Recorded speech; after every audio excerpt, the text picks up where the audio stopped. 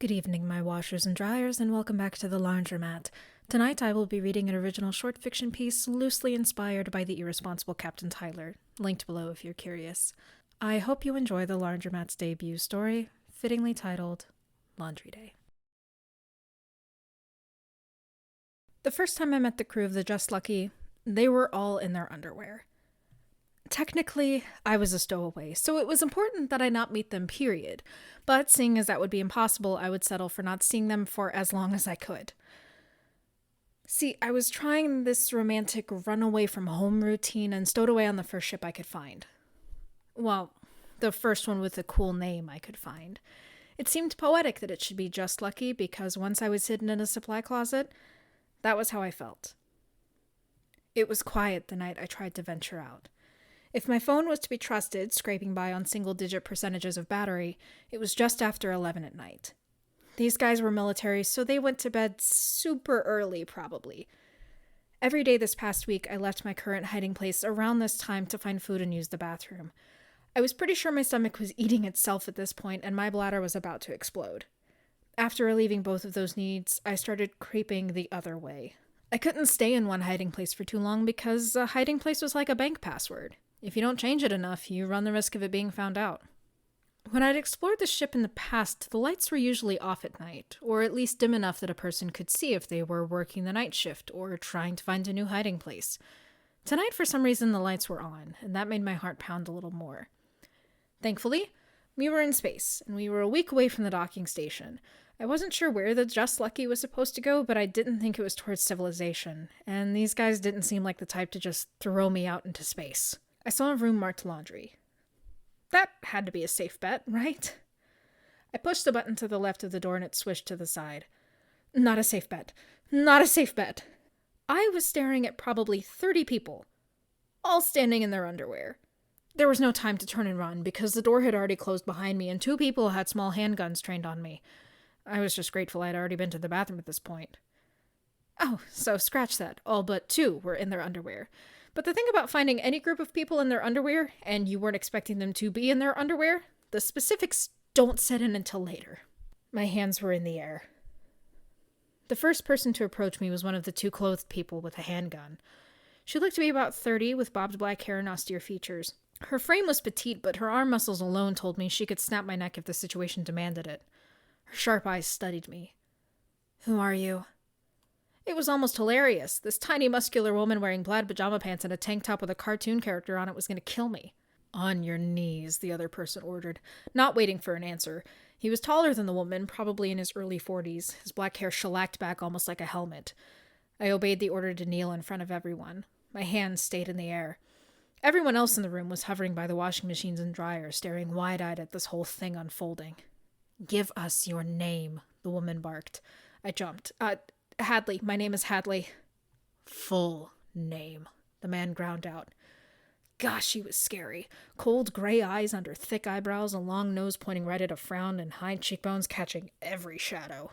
Full name was a little harder. There was an answer that would make the immediate situation 1,000 times easier, but make my life way more miserable. Price. Hadley Price. It was the safer option to go with. "How did you get on the ship?" the man said. By now he had stepped forward, close enough that I was eye level with his heather gray sweatpants.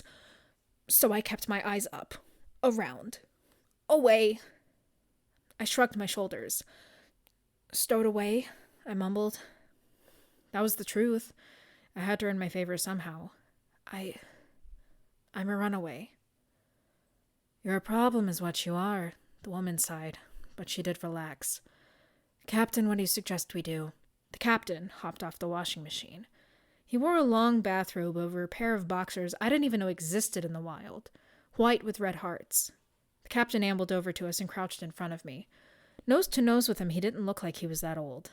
Definitely older than me, but he had young eyes and freckles. He screwed up his face in concentration, then sat back on his heels. "I'm not sure," he said. Addressing me, he went on. "What were you running away from?"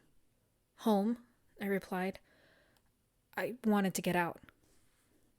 He nodded. "Well, all right, you can stay." "Captain!" the man exclaimed.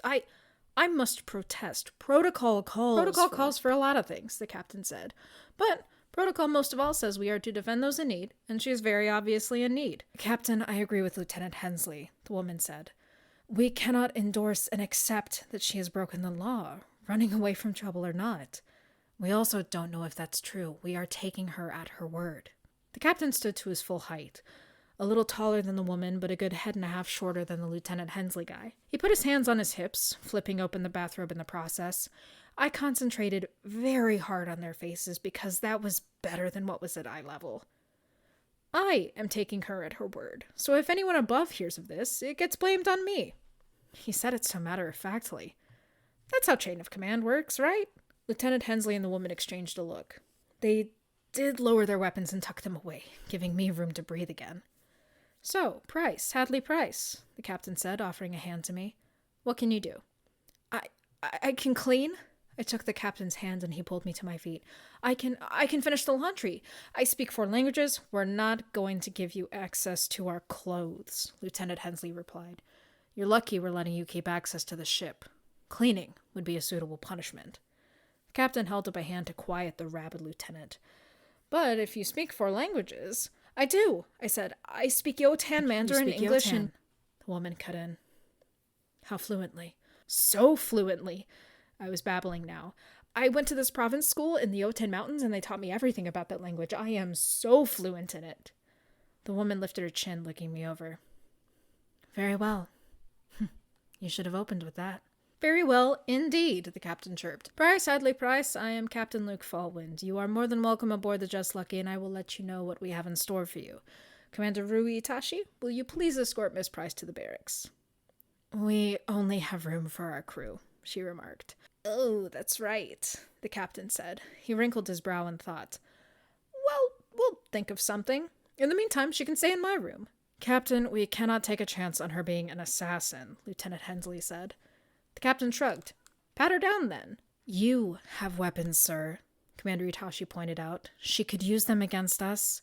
Look, we don't have to have this conversation now. The captain threw his hands in the air. I thought it would pass the time until the laundry's done. Commander Itachi crossed her arms. I still think we need a plan. Should the lieutenant and I run a background check on her? Interrogate her? I'm sure you two would be very good at that, Commander Itachi, the captain replied, but I don't think we need to be that strict. Like I said, the blame comes back on me if it was a bad decision. It is, Commander Itachi and Lieutenant Hensley said. Commander Itachi sighed. If she speaks Yotan, she could be a good asset. She looked at me. Do you know how to use a communication panel? I can learn, I said. She nodded once. I'll take her in my cabin for now. We'll get her started tomorrow. Lieutenant Hensley's mouth was a sharp line, but he seemed to acquiesce when he raised a single eyebrow at the captain. All right, there we go. That's a plan, the captain said, clapping his hands together once. Well, she's all yours, Commander Itachi. Before I could turn to leave, a white flash blinded me. I blinked several times until my vision revealed Lieutenant Hensley standing in front of me with a handheld silvery rectangle. The flash was still fading from a small glass circle in the upper corner. I couldn't tell if it was a phone or something more advanced. I wished I could have picked any of the witty comebacks I would rehearse in the shower, but all that came out of my mouth was,